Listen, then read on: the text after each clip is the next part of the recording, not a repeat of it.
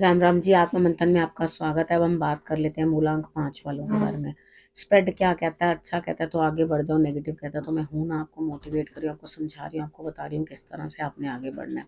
देखो, आपने करना क्या है, सबसे पहले ये चीज़ जान लो कि आपको उपाय मैं बता रही हूँ वो आपने कर लेने, मित्र शत्रुओं को हैंडल कैसे करना है वो मैं बता रही हूँ, वो आपने कर देना है। और उसके बाद आपने गुरु मंत्र भी समझ लेना है कि गुरु आपको क्या इंडिकेशंस दे रहे हैं कि आपको आखिर करना क्या चाहिए, यानी कि what is the moral of the story. आप अपने प्रश्न भी पूछ सकते हो, आपको मैंने बता दिया। लेकिन जिन बच्चों ने भी मुझे मैसेज भेजे हैं, मैं पिछले हफ्ते आपको रीडिंग नहीं दे पाई हूँ। मैं वृंदावन चली गई थी और अब थोड़ी मेरी हेल्थ भी सही नहीं है, वहाँ से आके मुझे सर्द गर्म हो गया तो दिक्कत हो रही है मुझे। तो यहाँ पर तब भी वीडियो बना रही हूँ, थोड़ा सा एडजस्ट कर लेना। तो यहाँ पर आप जिन जिस बच्चे ने मेरे को मैसेजेस किए, ठीक है, वो सब बच्चे अपने प्रश्न भेज दें, मैं एक एक करके आप लोगों के प्रश्न के उत्तर दे दूंगी। ये आपको थैंक यू कहने का मेरा एक तरीका है, क्योंकि जो इतना कंसर्न दिखा रहा है उसके लिए थैंक यू तो मेरी तरफ से बनता ही है ना। तो आपके प्रश्नों के उत्तर मैं ज़रूर दूंगी, ठीक है।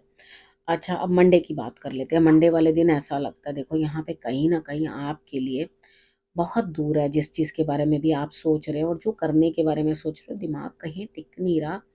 दिमाग बड़ा उधेड़-बुन में है, परेशानी में है, दिक्कत में है। तो यहाँ पर अपने आप को थोड़ा कंट्रोल करने की कोशिश करो। इतना तो अपने अंदर द्वंद लाना सही नहीं है, ठीक है?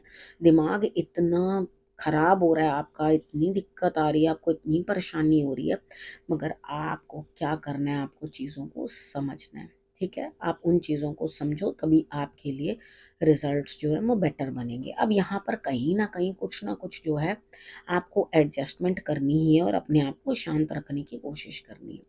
अब ट्यूसडे की बात करते हैं। ट्यूसडे वाले दिन आपको लाभ हो रहा है, जो आपकी काम भी कर रहे हैं उसके अंदर भी ग्रोथ, अगर कोई प्रॉपर्टी है तो उसके अंदर आपको ग्रोथ, या कोई भी आपके कोई काम के रिलेटेड कुछ भी है या इमोशनल रिलेशंस के रिलेटेड है, यहाँ ज़्यादा धन का लग रहा है मुझे, उसमें ग्रोथ दिखाई देती है। आपने उपाय के तौर पे करना क्या, पक्षियों को आपने दाना देना, ठीक है। यहाँ कहीं न कहीं कुछ न कुछ झगड़ा बनता हुआ दिखाई दे रहा है आपका, आप किसी से झगड़ते हुए दिखाई देते हो। देखो, झगड़ा मत करो, आप अगर शांति से रहोगे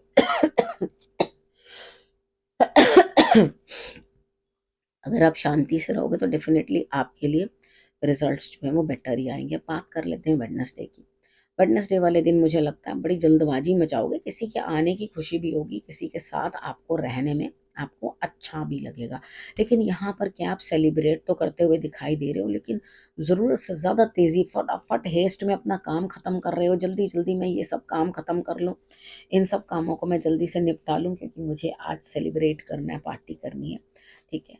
तो बहुत अच्छी बात है अगर आप सेलिब्रेट कर रहे हो। अर्ली इन द मॉर्निंग आपने करना क्या है, देखो, सबसे पहले आप अ, 3 बार जो है जल भर लेना लोटे में और शंकर भगवान पे अर्पण कर देना। तो आप देखोगे आपके लिए दिन अच्छा निकलेगा, आपको सेलिब्रेशन में और भी मज़ा आएगा।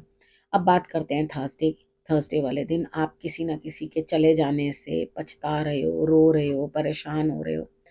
देखो, मैं मानती हूँ आप अपने आप को कंट्रोल करने की लाख कोशिश करो। मैं मानती हूँ जो चीज़ जीवन में परेशानी देती है, कुछ लोग चले जाते हैं तो उनका दुःख कभी जीवन भर जाता नहीं है।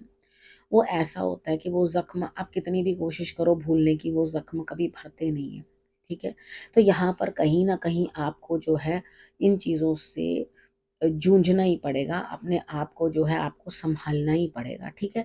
तो यहाँ मैं आपको यही सलाह दे सकती हूँ कि आप जो है उसके ऊपर ध्यान दें, जो खो गया अब उस समय उस चीज़ पे ध्यान ना दें।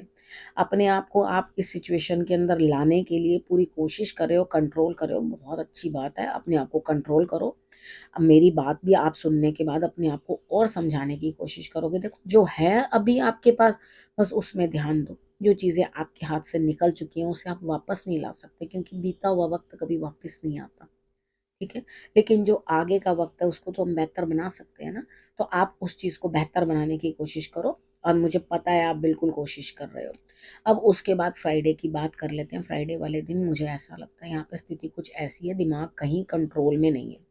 लेकिन आपके काम बैठे-बिठाए बनेंगे। आप कभी सोच रहे हो मैं ये कर लूँ, कभी सोचते हो मैं वो कर लूँ, कभी सोचते हो ऐसा कर लूँ, कभी सोचते हो नहीं कर लूँ, कभी सोचते हो मैं विवाह कर लूँ, कभी नहीं करूँ, कभी मैं ये काम कर लूँ, कभी नहीं करूँ, कभी मैं ऐसा कर लूँ, नहीं करूँ। मतलब कोई भी चीज़ के अंदर आप दो रुखे हुए हुए हो, दो तरफ आपका जो है दिमाग चल, तो इस टाइम पे डिसीजन लेने का टाइम नहीं होता।